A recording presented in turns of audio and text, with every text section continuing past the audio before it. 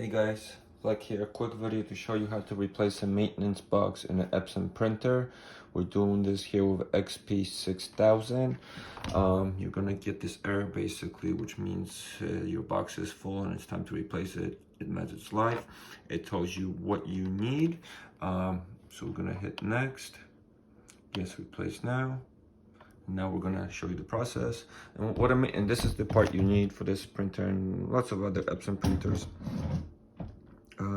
EPMB1 T3661. A maintenance box is basically the box that stores the ink that you flush from your system when you clean your printer, cartridges, and so on. So after a while, this fills up. That's why you gotta replace it. And this will be located right here. So pop all this open. Flathead screwdriver.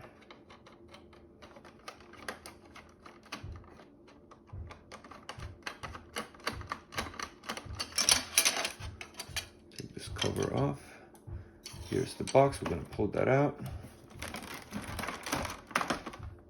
Just slide the tray out all the way. There we go. That's the maintenance box. We're gonna pop the new one in.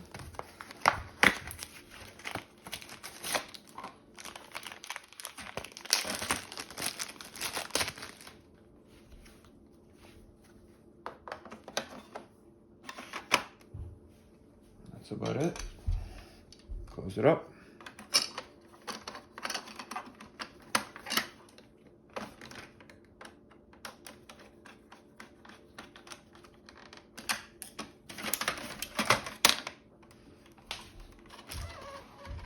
And your box is replaced.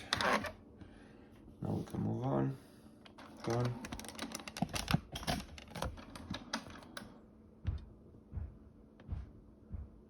And you're all set to print now. I'll also show you guys how to replace your print cartridges as they seem to be low. So I'll do that in a separate video. Just subscribe, follow, and more how-to videos on my channel. Thank you guys.